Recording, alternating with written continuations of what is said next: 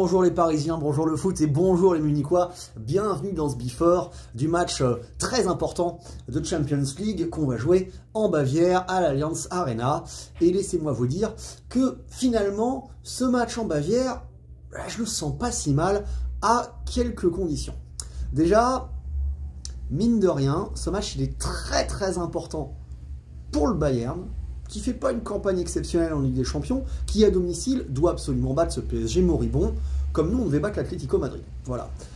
Deux, nous les Parisiens finalement, notre tableau de marche, c'était pas d'aller gagner à Munich. Nous, il faut qu'on gagne à Salzbourg, à Stuttgart. Alors bien sûr, j'ai envie d'aller prendre des points à Munich. Si on arrive à le faire, pourquoi pas. Mais je pense que le fait qu'on n'ait pas de pression négative tant que ça avant ce match est pas mal. De plus, on s'est quand même préparé au froid, à la neige, avec cette semaine dernière un peu glaciale à Paris. Et mine de rien, ça nous a mis dans des conditions. Autre bonne nouvelle, on a le retour dans le groupe de Nuno Mendes, de Gonzalo Ramos et de Presnel Kimpembe, même si je pense qu'aucun des trois va être vraiment en mesure de démarrer. Peut-être Nuno, je sais pas si c'est une si bonne nouvelle que ça, Nuno titulaire, vu ses qualités défensives et la méforme actuelle de Barcola. Moi, si on devait parler composition d'équipe, parce que c'est ce qu'on va faire dans ce before, j'aurais plutôt gardé Nuno Mendes pour rentrer et éventuellement remplacer Barcola en fin de match, puisque Kolo Muani peut dépanner aux trois postes, à gauche, au centre, à droite. On a vu Kolo bien à l'aise sur une belle rentrée côté gauche l'autre jour, et effectivement quand Barcola y est pas, il n'arrive pas à faire de différence, Kolo en haut à gauche c'est une option, mais Nuno Mendes aussi. Et comme on a vu que João Neves, notre pépite, est capable de jouer partout, il est capable de jouer partout, il fait 1m50 et tout ça, mais il est capable de jouer partout, il peut tout à fait dépanner arrière gauche dans un match où tu pourrais mettre Nuno un peu plus haut. Alors après j'ai re-regardé le match, et quand même, il n'est pas si à l'aise que ça défensivement, il n'est pas encore prêt à bien se placer là, tout ça, mais je ne suis pas sûr qu'il soit vraiment moins bon que Beraldo, c'est à réfléchir, à étudier en tout cas. Pour moi, ce qui est important dans ce match-là, ce que je veux voir, c'est d'essayer Safonov. Safonov, il ne m'a pas fait une impression délirante depuis le début de la saison, hein. Mais Donnarumma, je ne peux plus, on sait qu'il est catastrophique, et qu'est-ce qui se passe s'il se trouve encore? On va encore vouloir casser la télé, on va encore se dire mais sa mère la pute, tu vois, non. C'est plus possible de vivre avec ce stress-là. Donc moi, je veux voir Safonov, quitte à ce qu'il en prenne 3, c'est pas grave. Je veux voir Safonov, j'ai confiance en lui, pour aller jouer dans un terrain où il va cailler sa mère. Et souvent, les gardiens comme ça, qu'on n'attend pas, ils sont capables de faire des exploits. C'est des surprises. Regarde l'année dernière, quand le Real, ils ont perdu Courtois, et ils t'ont mis l'Ukrainien, là, que personne connaissait, Lonin, et ils ont gagné la Ligue des Champions. Et nous, j'ai déjà dit l'histoire de Jérôme Alonso. Et parfois, comme ça, les gardiens qui ont moins la pression, ils y arrivent mieux que les gardiens titulaires qui se mettent un truc de ouf. Donc moi, demain, je veux pas voir Tenas, je l'ai déjà vu, je sais qu'il est pas bon. Je veux voir Safonov à Munich, c'est très important. Quitte à ce qu'il en prenne 4, comme je vous ai dit, moi je crois, on n'a pas grand chose à perdre à Munich. On perd, c'est ce qui est prévu. Donc voilà, Safonov dans les buts, pour moi, c'est indispensable. Après, charnière centrale, Pacho Marquinhos semble être la charnière titulaire décisive du PSG depuis le début de saison. Je trouve que Pacho, c'est un rock et qu'il accompagne bien Marquinhos, il leur remet bien en confiance. Après, je trouve que l'association Beraldo-Skriniar a été intéressante l'autre jour.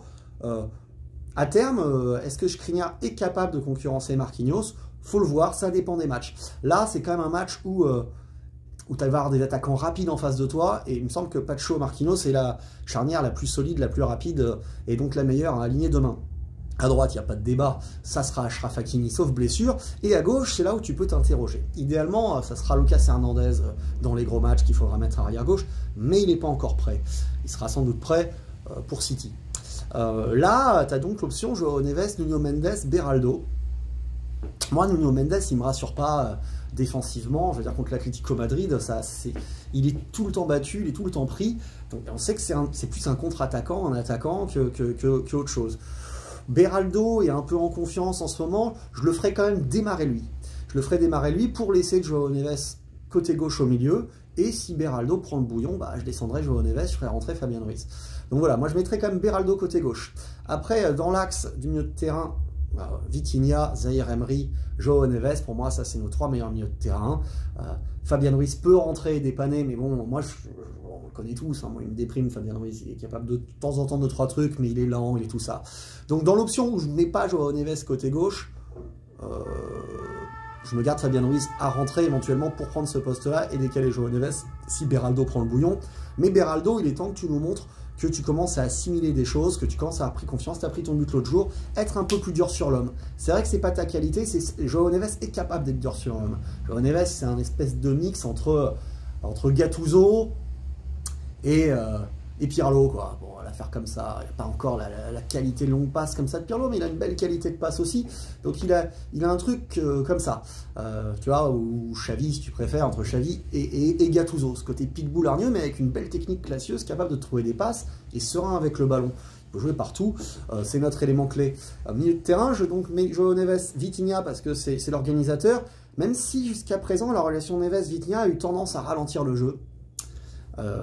En Bavière, il va pas falloir ralentir le jeu. Si on est acculé, il faut ressortir vite en contre. Voilà. Est-ce qu'on va être acculé? Bon, sans doute pas, parce qu'on est capable d'avoir la balle généralement un peu tout le temps. Mais Vitinha qui a mis son petit but, João Neves qui a mis son petit but, Zaïre Emery qui a fait un énorme match, sont notre milieu de terrain en forme. Et de toute façon, on n'a pas d'autre option vraiment sérieuse et crédible au milieu de terrain. Bon là, t'as Mayoulou qui est absent, mais sinon t'as Fabien Ruiz. Désiré Doué, c'est encore beaucoup trop tendre. Il nous manque clairement un joueur au milieu de terrain dans la rotation pour pouvoir prétendre à mieux. Devant, bon bah Dembélé à droite, Barcola à gauche, pour moi c'est les titulaires. Et dans l'axe, t'as toujours pas Gonzalo Ramos. Je pense pas qu'on va jouer dans la surface du Bayern. On aura quelques capacités de contre. Bon, Asensio est pas flambant. Hein. Asensio est translucide à chaque match. Néanmoins, je me dis qu'il a quand même peut-être un peu plus d'expérience qu'un Lee, qu'on a vu pas bon quand il est rentré cette semaine, il revenait de long voyage. Je démarrerais quand même avec Asensio. Pour le moment, tu vois, il n'y a pas tellement d'autres choix que ça. Ou alors je tenterais de Désiré Doué en neuf. Pourquoi pas, vu ce que montre Asensio, c'est pareil que pour Safonov dans les buts. Pourquoi pas? Je veux dire, l'autre, il sert pas à grand chose, Asensio, pour l'instant. Il est capable de combiner, mais il est quand même très lent, plein de difficultés comme ça. Donc voilà, qu'est-ce que vous pensez de cette composition d'équipe, vous? Voilà, la priorité, c'est qu'il n'y ait pas de Gigio. Et après, moi, je veux voir un PSG vaillant avec du cœur. Et je sais pas pourquoi je nous sens bien être capable de faire chier les Munichois et de créer une surprise à Munich. C'est une sensation, là. J'ai l'impression qu'on est plus calme, plus détendu. Après, évidemment, si tu me fous l'autre chiassard dans les buts, je vais paniquer. Et voilà. On n'est pas favori, de toute façon, tu vois. Moi, je serais très content avec un résultat nul en Bavière. Ce Bayern a quelques absents, a un Neuer fragilisé, même s'il a joué titulaire contre Augsbourg l'autre jour. C'est quand même un gardien de 38 ans qui est plutôt sur la phase descendante, comme pouvait être Buffon chez nous à un moment. Je pense qu'il est capable de relâcher des ballons sur des frappes de João Neves ou de Vitinha. Et là, il nous manque le renard des surfaces pour marquer. Mais il y a bien quelqu'un qui va traîner, qui va mettre sa patte. Moi, j'ai envie de croire à la victoire du PSG.